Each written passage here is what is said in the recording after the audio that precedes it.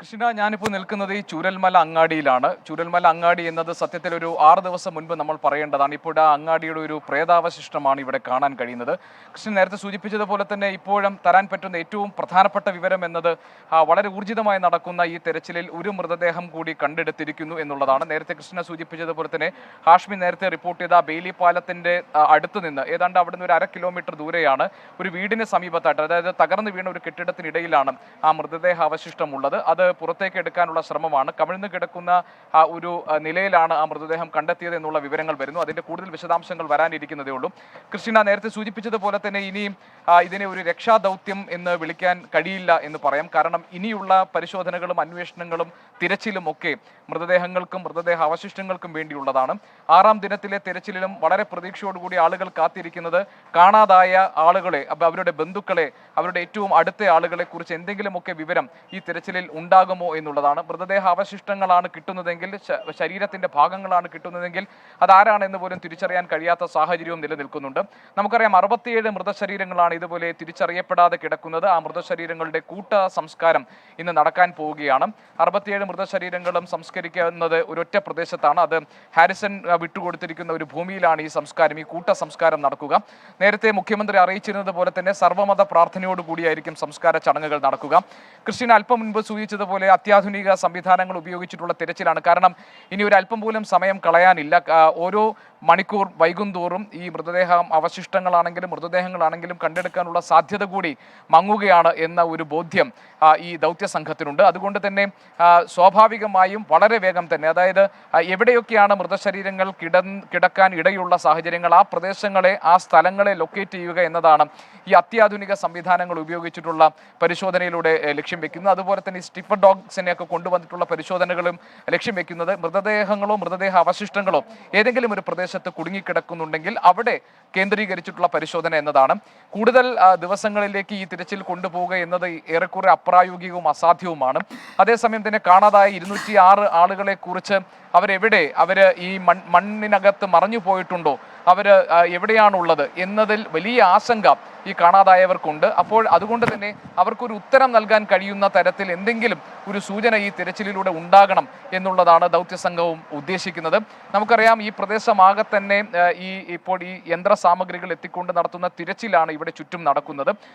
ഒരു പ്രദേശമാകെ ഇല്ലാതായി പോയി. നേരത്തെ കൃഷ്ണ പറഞ്ഞതുപോലെ തന്നെ പലരുടെയും സ്വപ്നങ്ങളും പലരുടെയും ജീവിതവും അവരുടെ ജീവനോപാധികളും ഉപജീവന മാർഗവും ഒക്കെ നഷ്ടപ്പെട്ടിരിക്കുന്നു. അപ്പോൾ സ്വാഭാവികമായും ഇനിയുള്ള ആലോചന എന്നത് ഈ വയനാടിനെ എങ്ങനെയാണ് നമ്മൾ പുനർനിർമ്മിക്കുക എന്നതാണ്. ഈ പ്രദേശം സ്വാഭാവികമായും ഒരു അപകട സാധ്യതാ മേഖലയായി ഇത് മാറുന്നു. ഈ ദുരന്ത ഭൂമി അങ്ങനെ ചില സൂചനകൾ കൂടി തരുന്നുണ്ട്. അപ്പോൾ സ്വാഭാവികമായും ഇനിയുള്ള ആശങ്ക എന്ന് പറയുന്നത് പൂർണ്ണമായി ഇല്ലാതായി പോയിട്ടുള്ള കുടുംബങ്ങൾ, 1-2 അംഗങ്ങൾ നഷ്ടപ്പെട്ടിട്ടുള്ള കുടുംബങ്ങൾ, കുട്ടികൾ മാത്രമായി അവശേഷിക്കുന്ന കുടുംബങ്ങൾ, ഇങ്ങനെ ചിന്നിച്ചിതറിപ്പോയ കുടുംബങ്ങളാണ് നമുക്ക് ചുറ്റും കാണാൻ കഴിയുന്നത്. അപ്പോൾ അവരുടെ തുടർന്നുള്ള ജീവിതം എങ്ങനെയാണ്, അവർക്കൊരു ഉപജീവന മാർഗം എങ്ങനെയാണ് കണ്ടെത്താൻ കഴിയുക, കുട്ടികളുടെ വിദ്യാഭ്യാസം എങ്ങനെയാണ് മുന്നോട്ട് കൊണ്ടുപോകാൻ കഴിയുക, പ്രധാനപ്പെട്ട രേഖകൾ നഷ്ടപ്പെട്ട ആളുകളുണ്ടെങ്കിൽ അവർക്ക് എന്ത് സഹായമാണ് നൽകാൻ കഴിയുക, ഇത്തരം കാര്യങ്ങളിലേക്കായിരിക്കും സ്വാഭാവികമായിട്ടും സർക്കാരിന്റെ ഇനിയുള്ള ആലോചന കടക്കാൻ പോകുന്നത്.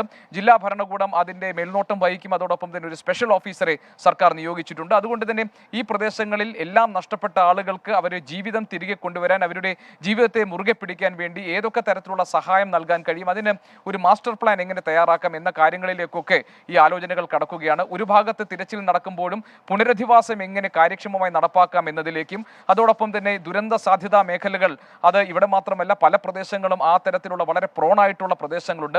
അത്തരം മേഖലകളിൽ നിന്ന് ആളുകളെ എങ്ങനെയാണ് സുരക്ഷിതമായ ഇടങ്ങളിലേക്ക് മാറ്റിപ്പാർപ്പിക്കേണ്ടത്, പുനരധിവാസം എന്നത് ഒരു ടൗൺഷിപ്പ് നിർമ്മിക്കുക എന്നത് നേരത്തെ മുഖ്യമന്ത്രി പറഞ്ഞിട്ടുള്ളതാണ്. അങ്ങനെയാണെങ്കിൽ തന്നെ അത് ഏറ്റവും സുരക്ഷിതമായ ഒരു ഇടത്തേക്ക് ഇവരെ കൊണ്ടുപോവുക എന്നതാണ്. ഇത്തരം ദുരന്ത സാധ്യതാ മേഖലകളിൽ ഇനി ജനവാസം അനുവദിക്കപ്പെടേണ്ടതാണോ എന്ന് തുടങ്ങിയിട്ടുള്ള അടിസ്ഥാനപരമായ ചോദ്യങ്ങൾ കൂടി നമ്മുടെ മുന്നിൽ ഈ ദുരന്തം മുന്നോട്ട് വെക്കുന്നുണ്ട്. മാത്രമല്ല കൃഷ്ണ, ഇനി ഒരു പ്രധാനപ്പെട്ട കാര്യം എന്ന് പറയുന്നത് എത്ര പേരാണ് മരിച്ചിട്ടുള്ളത്, എത്ര പേരാണ് കാണാതായിട്ടുള്ളത് എന്നത് സംബന്ധിച്ചുള്ള അത് ഏറ്റവും ബേസിക് ആയിട്ടുള്ള ഡേറ്റയാണ്, ഏറ്റവും അടിസ്ഥാനപരമായ വിവരമാണ്. ആ കാര്യത്തിൽ പോലും ഒരു കൃത്യത വരുത്താൻ നമുക്ക് ഇപ്പോഴും കഴിഞ്ഞിട്ടില്ല. അത്രത്തോളം വ്യാപ്തിയുള്ളതാണ് ഈ ഉണ്ടായിരിക്കുന്ന ദുരന്തം. 206 എന്ന് പറയുന്നത് കാണാതായവരെ കുറിച്ച് പറയുന്ന ഒരു കണക്ക് എന്ന് പറയുന്നത് ഒരു ഏകദേശ കണക്ക് മാത്രമാണ്.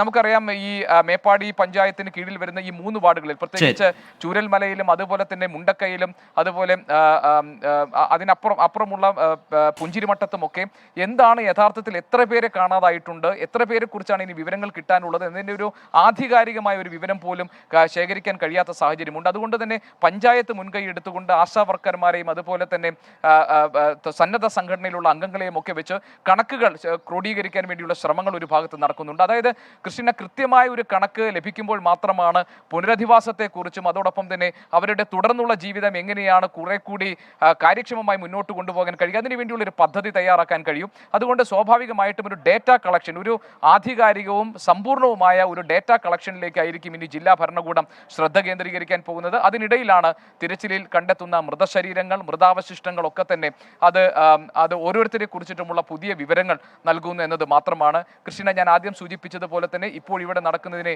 ഒരു രക്ഷാദൗത്യം എന്ന് നമുക്ക് വിശേഷിപ്പിക്കാൻ കഴിയില്ല. ഇപ്പോൾ ഇവിടെ തിരച്ചിൽ നടക്കുന്നത് കാണാതായവരുടെ മൃതശരീരങ്ങൾ കണ്ടെത്തുക എന്നതിലേക്കാണ് നീങ്ങിക്കൊണ്ടിരിക്കുന്നത്. കൃഷ്ണ.